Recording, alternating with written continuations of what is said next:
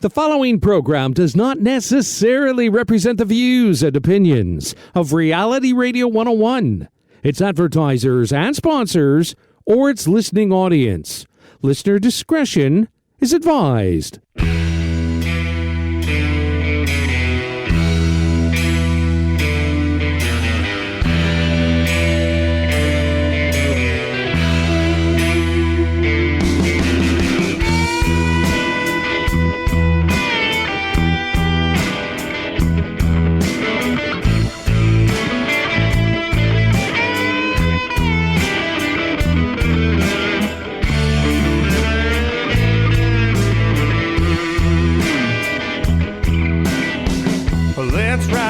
Heading up 35, one way we're headed at 90K. Over the two-lane causeway, we'll go left, it's gonna be a classy day. Kickstands down, head on over to the band stage. Kick back and listen to the band play. Whoa, whoa, let's take a ride today. Whoa, whoa, across the causeway.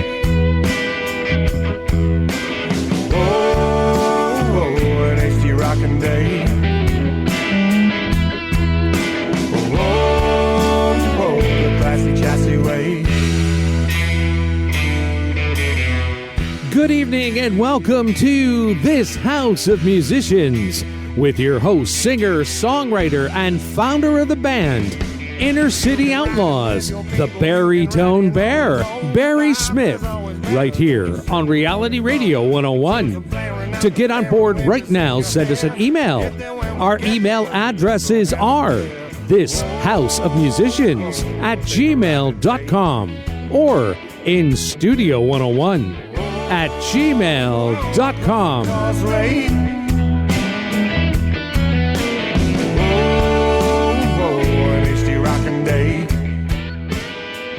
And now, ladies and gentlemen, right to your host of This House of Musicians, Barry Smith. Hey, good evening, fine listener, and welcome to This House of Musicians radio show right here on Reality Radio 101. We hope you enjoy the next hour with us as we do our small part to help promote musicians, bands, and venues. Gary, that was quite an introduction. How are you? I'm excited. I'm going to meet and talk to a new musician that, I personally don't know, but I'm looking forward to this very much. Absolutely. And listeners, we have Mr. Mike Mckenna on the show this evening. Mike is from a numerous amount of bands, of course, Luke and the Apostles. He had McKenna Mendelson Mainline and a few more we're going to talk about. Amazing slide guitar player, plays in a band now called Slide Winder. So please let me introduce to you all Mr. Mike Mckenna. Mike, how are you this evening, my fine friend? I'm just fine, Barry. Thank you very much. Great to be with you. Thank you for having me. Well, it's an honor to have you. I know you are a veteran rock and roll star and have been around a long, long time. I want to start right at the beginning, maybe when you were a kid, how you were introduced to music and how you were influenced by music and who would have influenced you. Well, it goes back a long ways. I really... my kids, as a kid, I really enjoyed music. I always sort of heard radio music going on or TV music, and I just really kind of went that, some reason I saw guitars and I heard music and I thought that's really something that interests me. And I think a lot of kids, were hockey, baseball and all that stuff, which is great.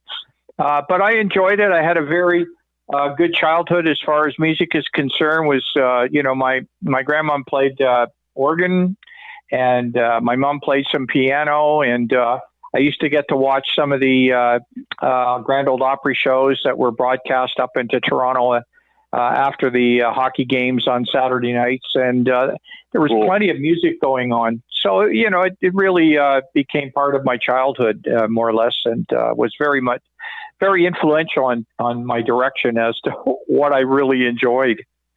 Absolutely. And same with me, childhood, being influenced by music as a child is, and it's so easy to learn stuff back when you're younger too. The brain is developing and it picks things up easier. When did you figure out, two-part question, when did you get your first, or when did you figure out you wanted to play guitar, and when did you get your first guitar? Well, I actually didn't get my first guitar until I was probably, 10, 11 years old.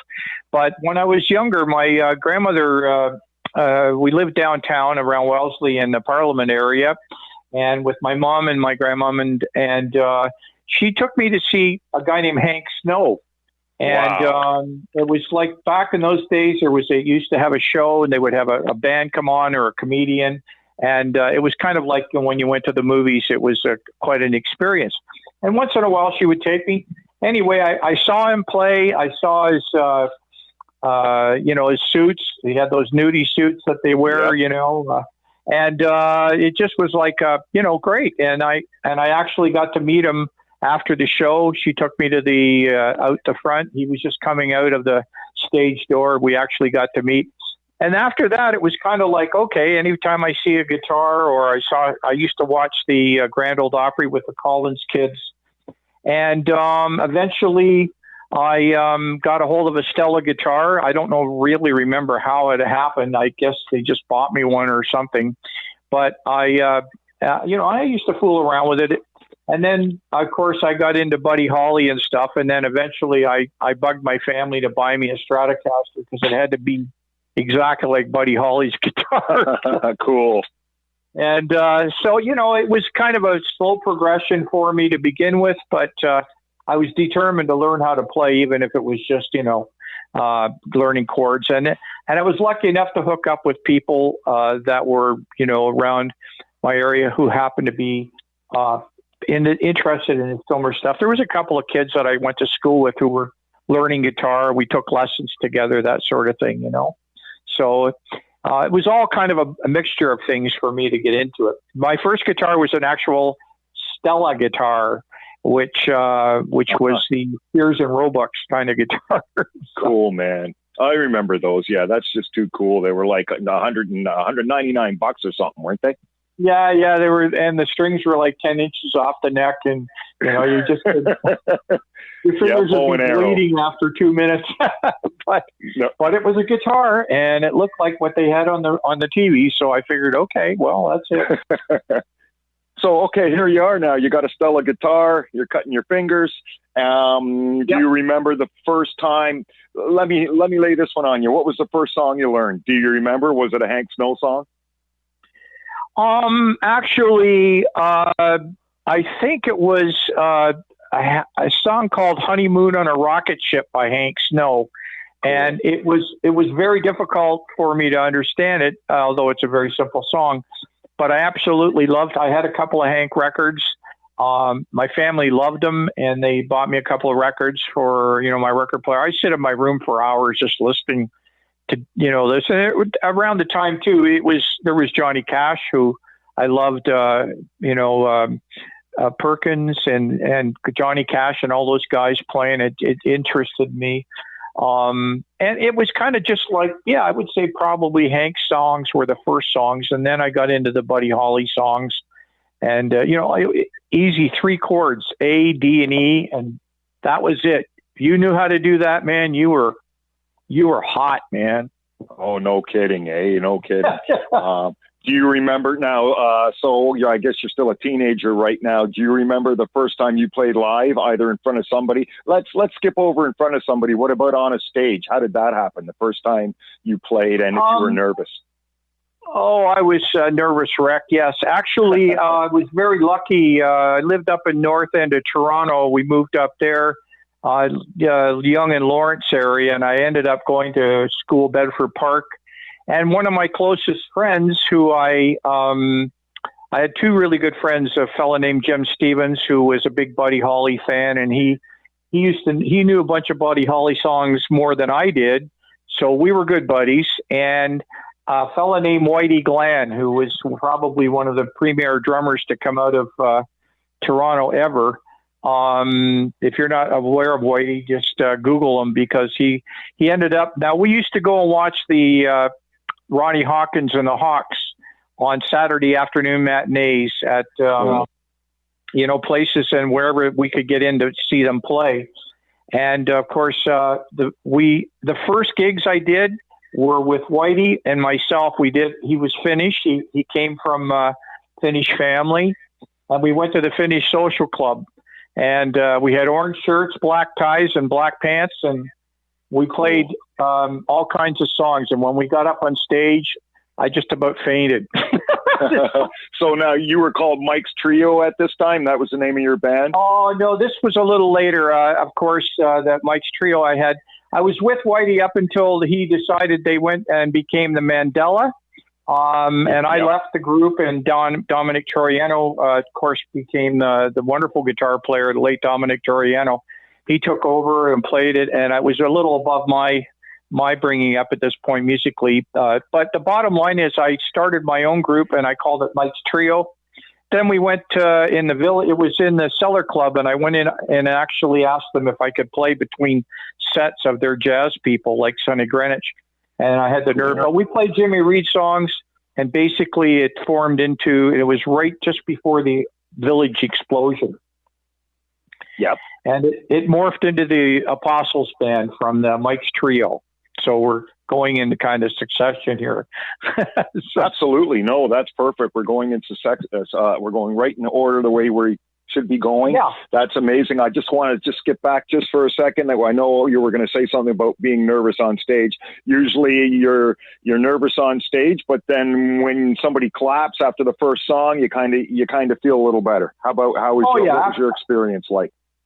Well, it was that after the first song, I would be, the first couple of song or two, you're kind of just like nervous. But once you get rolling and playing, and you're not thinking about nervousness, you're just thinking about what you're supposed to be doing and playing, and making sure that you're playing good. That really was my focus.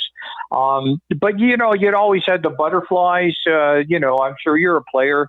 Before you play a gig, no matter what, even now you get, I'm anxious to get going, because once you get going, generally it just goes okay, unless you have a really bad night. So, but yeah, it was tough to get going, but once you get rolling, it was wonderful, absolutely wonderful. And, I always felt so good after a gig. It was just kind of like I guess it kind of, let loose on your emotions and your feelings and stuff. And you're doing something that you're seeing all these great people looking at you and clapping, going, well, this is okay. And you're making a couple of bucks, so it can't be all bad. It can't be all bad. Now, you're also quite an innovator as well, because while most rock musicians were still playing solid bodies, for example, Stratocasters and Telecasters, you got particularly rich sound by playing through 200-watt Marshall Plex stacks and using banjo strings on the high end to make note bending easier. Talk to me, and a trick that you supposedly learned from Robbie Robertson, who was then playing with the Hawks and backing Ronnie Hawkins. Tell me, let's touch on that, because that's pretty amazing. Yeah, well, basically what happened was back then, the only strings you could buy were they're like barbed wire, like we're talking very heavy gauge strings, and they really didn't make light gauge strings. So what happened was James Burton, who was Ricky Nelson's guitar player, I believe he showed Robbie Robertson when Robbie was down in Arkansas with the Hawk. Basically what Robbie did was he moved all the strings down. This is the same as Burton, and you get these banjo strings and move all your strings down to the point where they're so light, and everybody started doing that. And I did that, and I followed that, started experimenting with that, and with I had Fender amps, and then I eventually got into Marshall amps.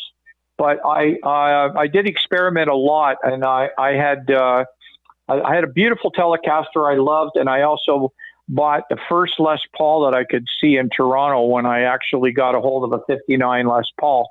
And yes, when you could bend the strings and you started to figure out it was all new stuff. But I thought, how does Robbie? Every guitar player in Toronto was looking at Robbie, going, "How does he do this? How does he bend those strings?" Because you tried to bend them with those heavy gauge strings, your fingers would come apart. But the bottom line is, it was kind of like getting vaccinated. Everybody got vaccinated, and then they just bought into the way to do it. I think James Burton was the first guy to actually do that, if I'm not mistaken. But then if you're a guitar player, you'd know about it. Most people didn't know about it. They didn't care about it.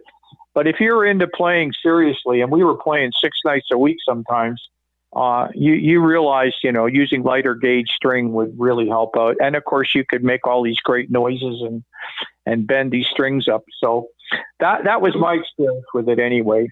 And I tried to be on the lead, I was getting the first fuzz tone that came out in Toronto. I wasn't the first one in Toronto, but I actually got the Maestro fuzz tone. I was a big fan of the early Yardbird stuff, and I was listening intently. I mean, I was really into it to the point of being more of a geek than I am already. Oh, good for you. That's amazing. But, Mike, let's talk.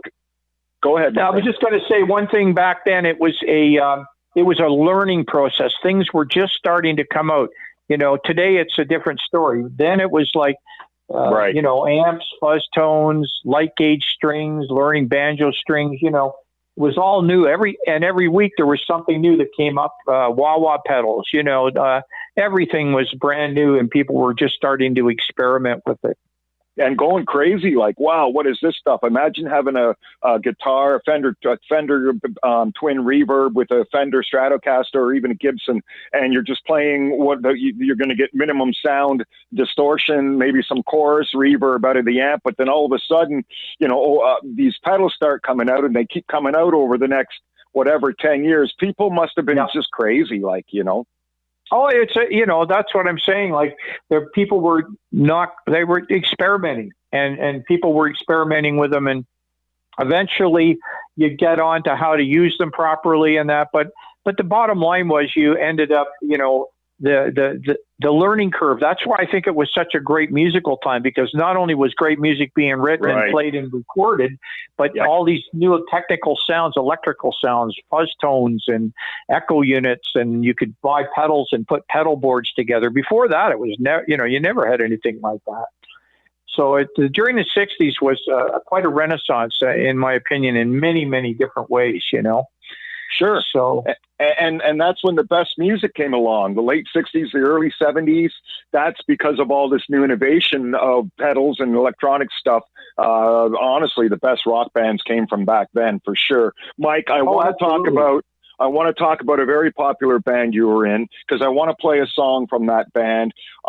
Let's talk about Luke and the Apostles. I mean, you opened for Jefferson Airplane, you opened for the Grateful Dead, man. Just tell me a little bit about this Luke and the Apostles, how it all started, and maybe a fun story that happened to you guys. Well, let's talk about that. It's very exciting. Well, the Apostles, as I said earlier, they came out of Mike's trio. I had started playing in the Village, and I went to the Cellar Club. And my little band was I had just myself, 2 other guys, drummer and bass player. Did a bunch of Jimmy Reed songs. I was getting into the blues and a little bit of the slide guitar. And anyway, we played at the Cellar Club between sets of the, believe it or not, jazz great Sonny Greenwich and some other. And I had the nerve enough to go into, it was a coffee house, and it was still lots of beatniks then. There was no real electronic music going on in the Village, but I had the nerve enough, because I used to go there and watch Sonny Greenwich and the jazz guys, just because I wanted to see live guitar players. And bottom line is, I got to play between sets for these guys, and they kind of were nice to us. We played Jimmy Reed, and they went, "Oh yeah, you guys are cool." And then a guy from the El Patio from the down in Yorkville came up, and he happened to come in and see the owner of the club, and he saw us play, and he said, "Hey, you guys are really cool. Would you like to come down and play at the El Patio, and I'll actually pay you something?" And we went, "Okay, what time do you start?" And so we went down there as Mike's trio, played a few songs, a few weekends, and then what happened was Luke happened to be coming down to the Yorkville Village. People were starting to come into the patio, and they were coming in droves just because there was electronic music. Most of it was folk music going on then. And us playing Jimmy Reed and Rolling Stones music, it was like, oh, yeah, the kids came down, heard it, said, this is great, let's go hear it. So one of the guys that came in one night was Rick McMurray was my drummer, but one of his friends, Luke Gibson, came in, and Rick told me, he said, Luke is a wonderful singer. Why don't you let him get up and could do a couple of songs with us? So I said, sure. Next thing I know, Luke's up. He joined the band. He came along, and we ended up talking. He joined the band. We got Peter German as an organ player, and we formed Luke and the Apostles. And the rest is pretty well history. And then we did go down to New York. This a little later, of course, a couple of years after that happened. We went down to New York and played the Cafe A Go-Go, and where we ended up playing at the Cafe A Go-Go and the Garrick Theater were joined together in Greenwich Village.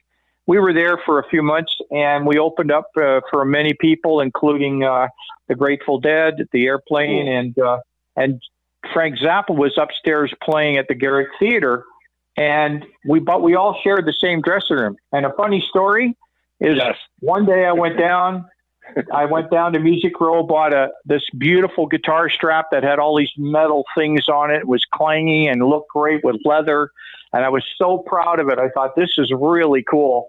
And I came in, and I had to go and play. And of course, Zappa and the guys are all in the dressing room, and the Apostles are in there, and the Dead were all sitting there talking.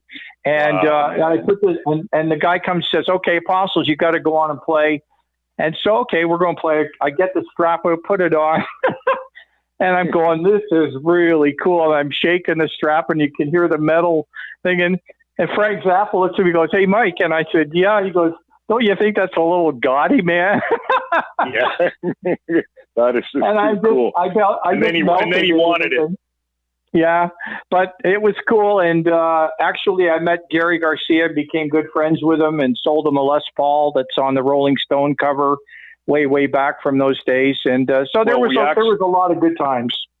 We actually got an email about that from Monique. Monique said, hello, Barry Smith. Great guest this evening. Can Mike touch base on the story of his Les Paul that Jerry Garcia bought? So that's amazing that you just brought that up. Because, cool. Yeah, Monique just inquired about it. Hi, Monique. Yeah, we did. It was. I sold it to him. That's great. Very cool, bud. Yeah. And he loved it. He just loved it. I just bought it because I thought I fell in love with it. And I brought it in, opened up the case, and I didn't play it that night. I was going to play it, and then I thought, no, I'll play my Telecaster. And then I ended up opening up, and he looked at it like, his face just went completely blank, and thought, that's, it's, what the guitar player stuff's like. It's a sickness. Absolutely. It's a sickness. It's love for the wood and the strings, man. I have a lot of guitars, man, and I love them all. They're just I know exactly where you're coming from, man. You fall in love with them, and you can't stop looking at them and playing them. So here we are now. You're in Luke and the Apostles. You're opening up for the Grateful Dead. You're selling guitars to Jerry Garcia, man. That's just so cool. Let's play now. I'm going to be honest with you. This is one of my favorite rock songs of all time. Oh, cool. And I love Zeppelin, and I love, the Airplane, and I love all kinds of classic rock music. But Mike, and I'm not just saying this because you're on the show, but buddy, this is one of my all-time favorite rock songs. So folks, cool. I have Mike McKenna on the show. You're welcome. It's an honor to have you here. Mike McKenna on the show this evening, folks, and he was in a numerous amount of bands here, but right now we're talking about Luke and the Apostles, and this is a song that they had called Not Far Away. Folks, again, Mike McKenna, we're going to listen to his song Not Far Away. Check out this rock and roll classic right here on this House of Musicians radio show on Reality Radio 101.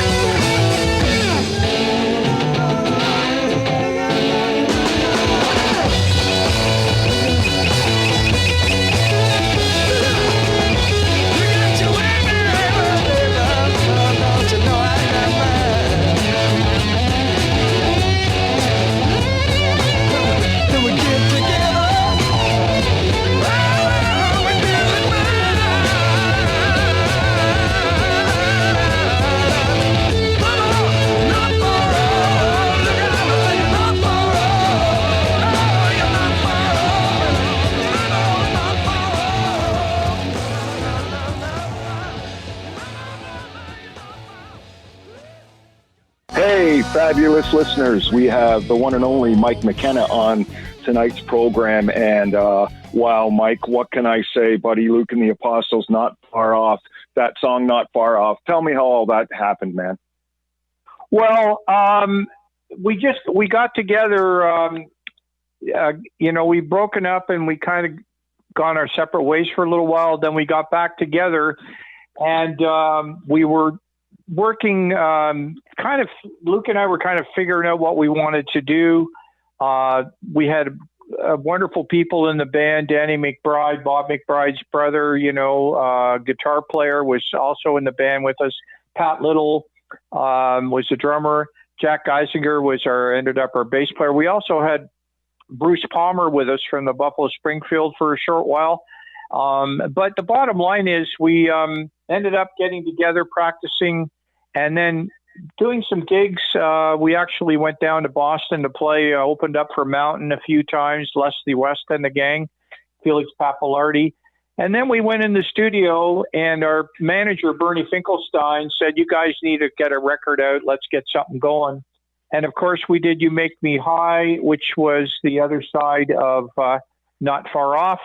And that was really what the band sounded like at the time. And, it was just lots of energy. We were just I think we were just feeling, good about what we were doing. We were playing, we were writing. Luke he kind of gone into, a situation playing more mellower music. But we ended up playing together, writing these songs, and doing this incredible stuff that came out and had a great, great time doing it. It didn't last as long as we'd hoped, but bottom line is the records are, that record is what came out of it. And I wish we'd done more, maybe an album too, that would have worked out. But as it is, it's a classic song, classic record. I'm glad you enjoy it. It's absolutely wonderful, man. It's amazing. So I want to also talk to you about McKenna Mendelson Mainline. But before we do, tell me another crazy story that happened with you and Luke and the Apostles, either on stage or be backstage or on the road. Tell me a crazy story, man, because those are the favorite parts of the show. Let me think. Okay, I was, we were playing in the Greenwich Village thing, and what happened was we were, Luke and I were going to head to the gig. We were, Washington Square Hotel, I think it was called, and that's basically a really old-style 30s hotel where all the musicians stayed. If you were playing in New York City or you're playing in the Village, no matter where you're playing, you stayed there. The bookers booked you because the rooms were old. They were cheap, but it was like, 30-foot doors. You know what I mean? The type of thing. Art Deco. So anyway, Luke comes down, knocks on my door in my room, and he says, hey man, let's go. We gotta walk over to the club. And, you had to go through Washington Square Park and stuff. So basically what happened was he came to me and he said, let's go. So I grabbed my guitar. We got in the elevator. It was one of these big old elevators, the Art Deco style, meaning, the sliding doors, the elevator doors, brass doors. I mean, it was just amazing. It was like stepping back in time. Anyway, we got in the elevator, went down to the main floor, walked out the door, and then I realized I'd forgotten my bottleneck, my slide. So I said, Luke, I got to go back because I had to use it in our set, And so I went back. I said, I'll see you. You go ahead. I'll see you. I'll run back with my guitar and I'll grab it and then I'll come back. So I went back to the hotel, and this isn't so much of a Luke story with me. It was me on my own. And I came back and grabbed my slide, went back to the elevator, and I pressed the button, opened the elevator door, opened slowly, and who's standing there but my idol, Muddy Waters, with his bodyguard and one of his band members. And wow. And I stood there, my jaw dropped down, and I was like, hamana.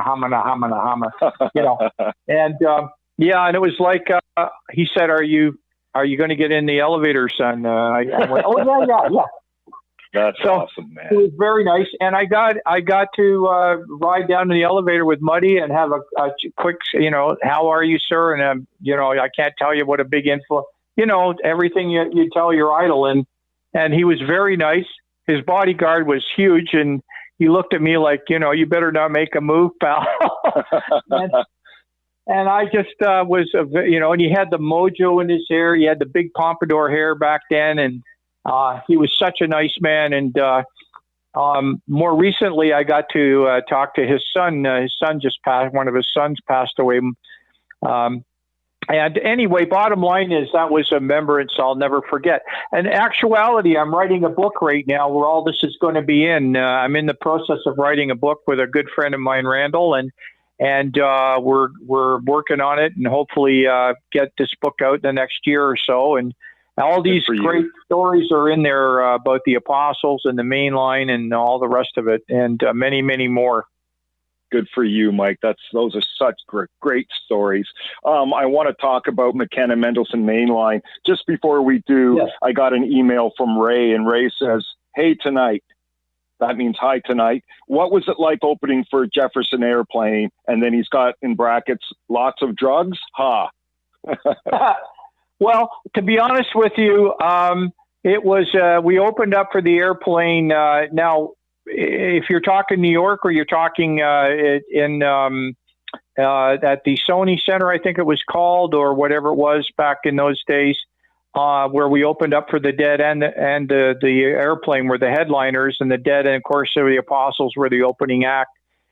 In the clubs, it was all, it wasn't too bad of drugs. I mean, bottom line is the Dead were into more, I would say, physical drugs like acid, that sort of thing.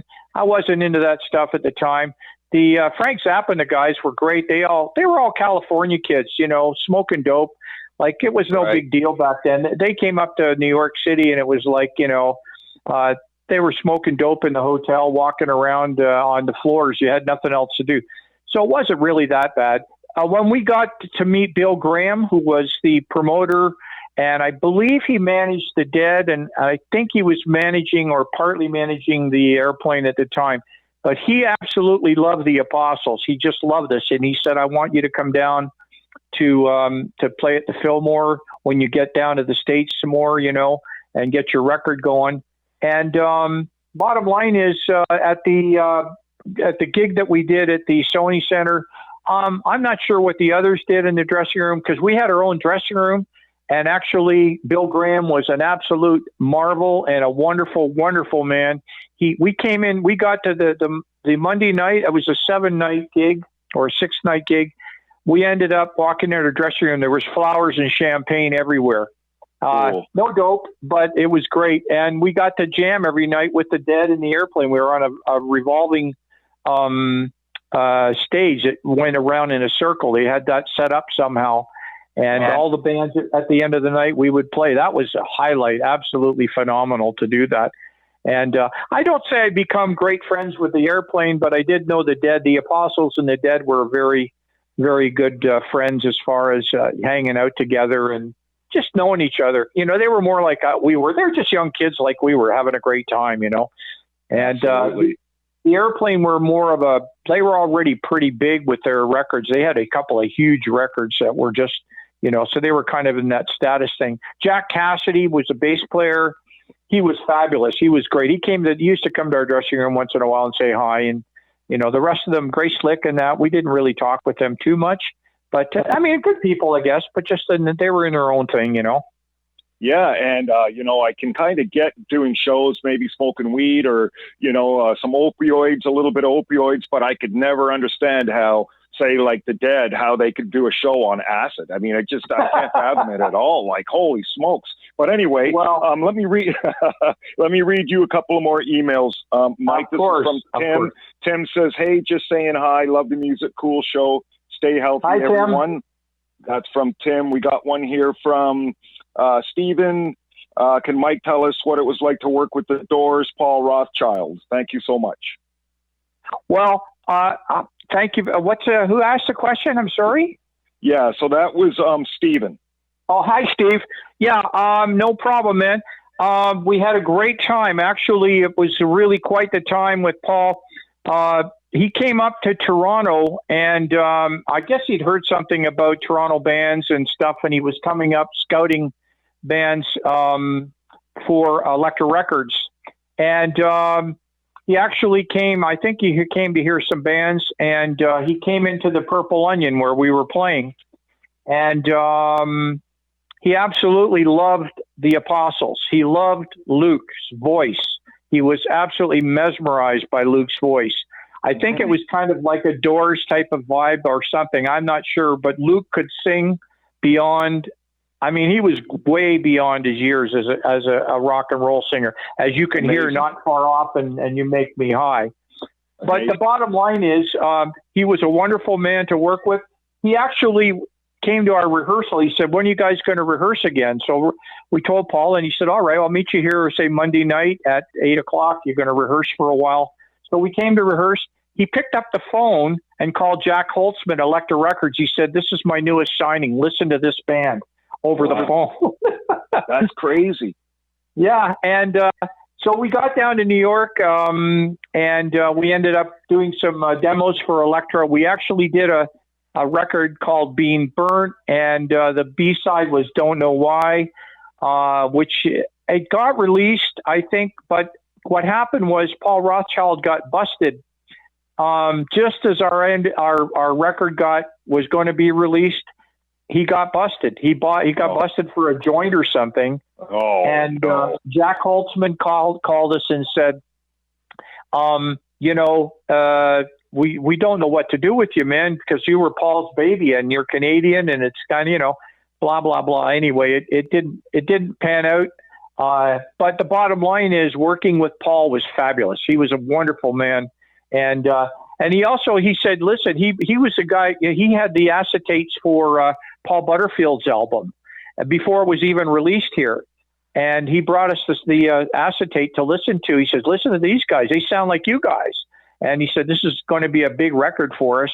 And he'd also been working on the Doors, but he didn't have the acetate of the Doors. He said, "These guys are from California, and they're going to be huge too." So, and this was just prior to their release, and we were just going to be part of that whole deal. If we had actually gone through that, we probably would have made something of ourselves. But it was, being part of that was what's great. But in answer to your question, Steve, Paul was a wonderful guy, a great producer. I wish he was still around to making records, but he was fabulous. And from working with the Doors and Paul Butterfield, what can you say? It's proof in how good he was. No kidding. Mike, let's tell the listener how they can purchase your music and how they can find you. Of course, you're all over the internet.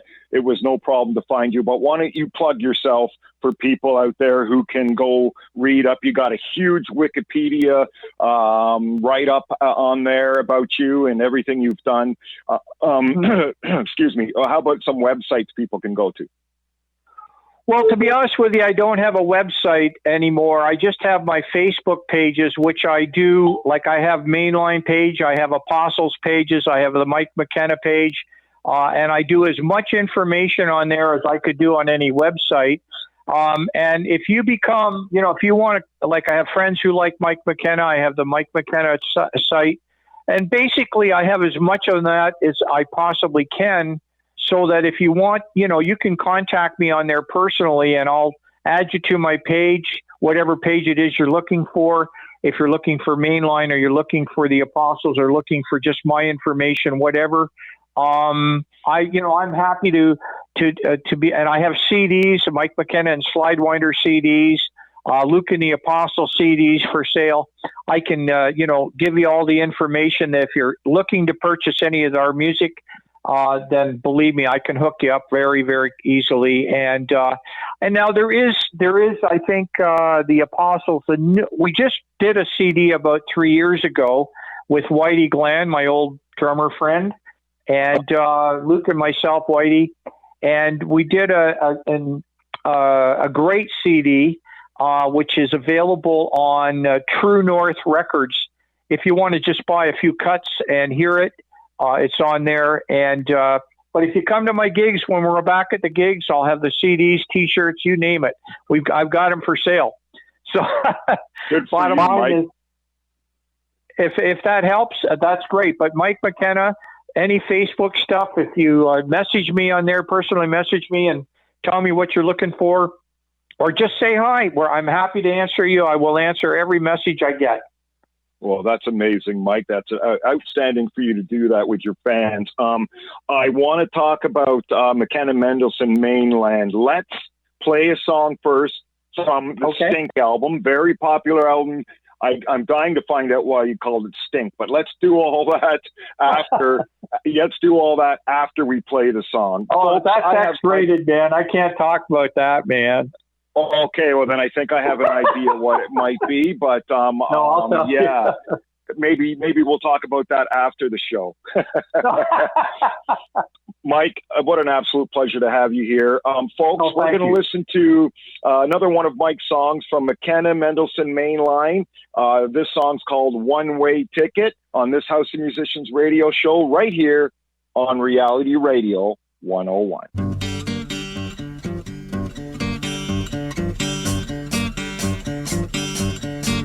I'm gonna ramble till the day I die. I'm gonna ramble till the day I die.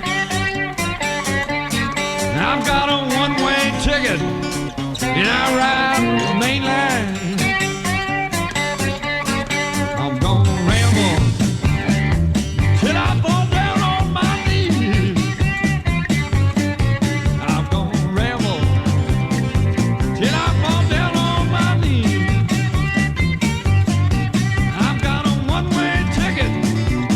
Killing me by degrees.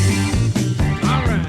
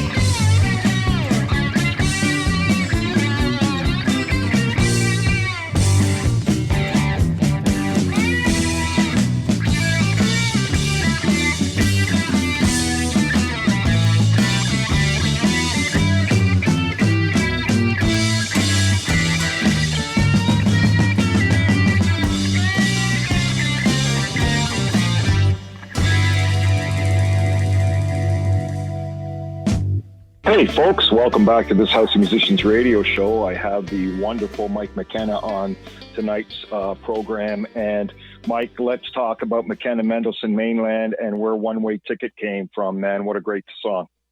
Okay.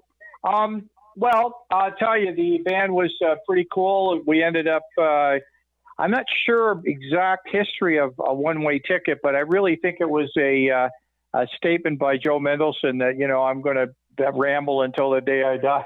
So yeah, I think it pretty well sums it up.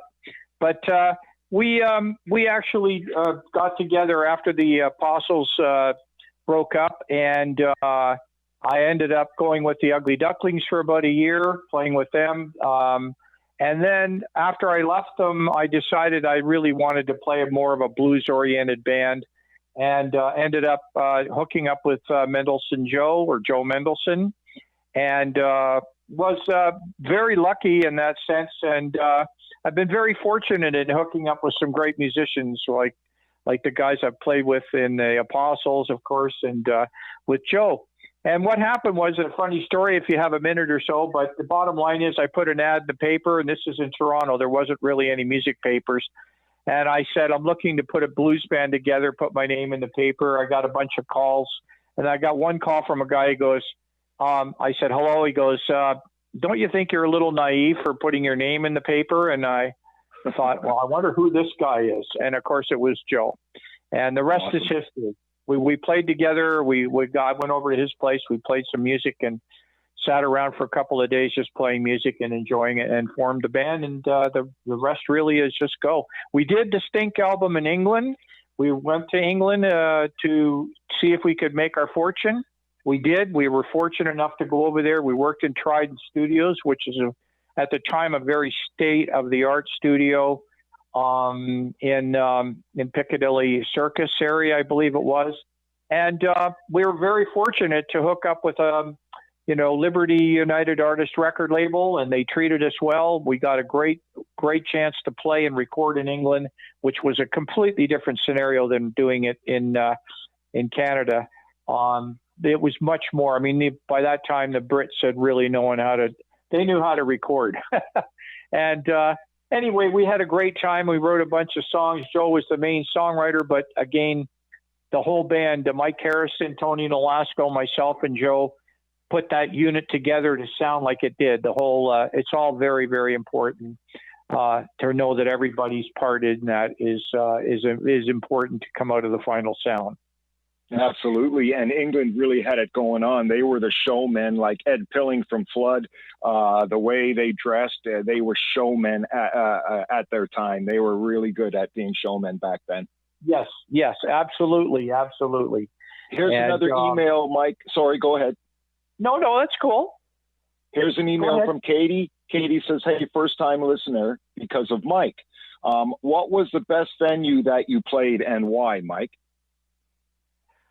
Wow, that's a tough one. The best venue. More recently, the venue of Hughes Room, which is no longer happening. But I played there several times with the Apostles and with my other bands. And I got to say it was one of my favorite venues to play. Beautiful Hughes Room. And I think, of course, playing with the Jefferson Airplane and the Dead at the Sony Center, that was phenomenal. If that's the correct name for it, I can't remember what it was called back then. But I played. Katie, thank you for the question. It's just so many great venues. You go in and you go on stage, you just go, oh man, I'm going to have a great time tonight. And there's been a lot of those. And of course, I love playing the clubs, the Black Swan. When we get back to playing again, please come and see us, Katie, and all the rest of the listeners out there. Please come and say hello, because nothing like a small venue and getting a hot band and some good cold beer and hot chicken wings. You can't beat that. You got that right. And you were playing right up till March 8th, I believe you said, when the pandemic hit. That was our last gig. And then the next thing, it was like everything was canceled. Yeah, but it's just amazing that you're still going at it and looking forward to it all to be over so you can go back at it. You have some notable groups that you played with. The Guess Who? Tell me a little bit about that. Well, basically, it was during the 70s, near the end of the 70s, and I was a friend of mine, Jim Cale, is the bass player for the Guess Who. He was the original bass player, worked with Burton Cummings and Randy Bachman and the guys, and of course, he was in the original band. Well, what happened was when Burton Cummings and Randy Bachman decided to break up the band, they left. He ended up acquiring the name The Guess Who. So to clear up any, weirdness here, a couple people asked me about that. But the bottom line is Jim Cale and I were friends. He came down to Toronto. He said, would you like to come out and work on my band? I'm going to put a Guess Who band together and, maybe go on the road and do some gigs and stuff. And that's exactly what I did. It was a short-term thing. I was in Winnipeg with the drummer for Crowbar, Sonny Bernardi was the drummer. And Dale Russell, wonderful singer. He was doing the vocal parts and playing great guitar. and of course myself, and we called it the Guess Who. Cool. It did morph into a band called MRBK, which is the name of each one of the guys. But the album is actually the Guess Who Now. I believe it's called Now, Not Then, or something like that. But it was released. There was an album released of us playing together and recorded, and that's really that situation that went down. And I enjoyed playing with Jim, a wonderful bass player. Great guy. Yeah, fabulous. You've just done so much. You've had such an amazing career playing with this person and that person and in this band and that band. Just absolutely amazing, Mike. Mike, there's a segment of the show before we go I like to do called, well, Gary, what do you think? Woo, what do I think? I could sit down for hours and talk to Mike. And, I grew up in the 60s, and there's a lot of things that I'm sure we can share about music and our love and passion, but I would love to hear more of his stories about some of the characters, per se, that he met when he was doing some touring and playing and opening for people. I think it'd be great. And by the way, off topic, when you were talking about seeing Muddy Waters in the elevator and you went humma, humma, humma, you know who you reminded me of when you did that? Ralph Cramden of the Honeymooners. Well, that's where I got it. I stole it from him. Is that right? See, now a lot of people would never, ever catch that, right? But, I was a teenager when that was on TV, and the thing is, he did that all the time, and I said, oh, my goodness, it's Ralph Cramden. So, very cool. Yeah, that's what my kids think, too. It's Ralph Cramden. Yep. Too funny. That's awesome. A pleasure, Gary. I'm glad. So maybe we can do this again sometime, and we'll talk more of their stories. But I do have a book coming out. I'd be glad to, once things are, happening with it, I'd be glad to talk to you more about it if you're interested. But, there's all kinds of great stories. I had a great career going through all this stuff, and I'm really lucky and very fortunate to still be playing and actually having people coming out and listening to me. That any musician feels good about that, believe me. Oh, for sure. To make it this long and to be a rock star and make it this long is really incredible. That's a feat all on its own, my friend. Oh, it is. Yes, it is. And Mike, but it's just something we do. Mike, yeah, absolutely. The love and the passion right from the heart, man. Mike McKenna, what can I say? It's been an absolute honor to have you on the show. Just some fabulous stories that you told us. I'm looking forward to seeing you live. Of course, I got to get an autographed vinyl album or CD off you.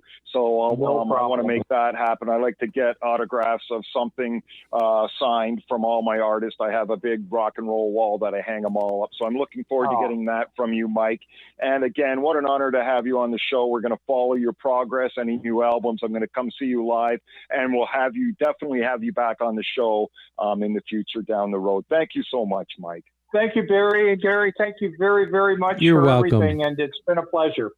You are welcome. Thank you. To the listener, I say thank you for being here. Always dance and sing, and let the music bring your soul to the surface for all the world to see. Until next time, have a shuffle your feet kind of week, and good night. You've been listening to This House of Musicians radio show on Reality Radio 101.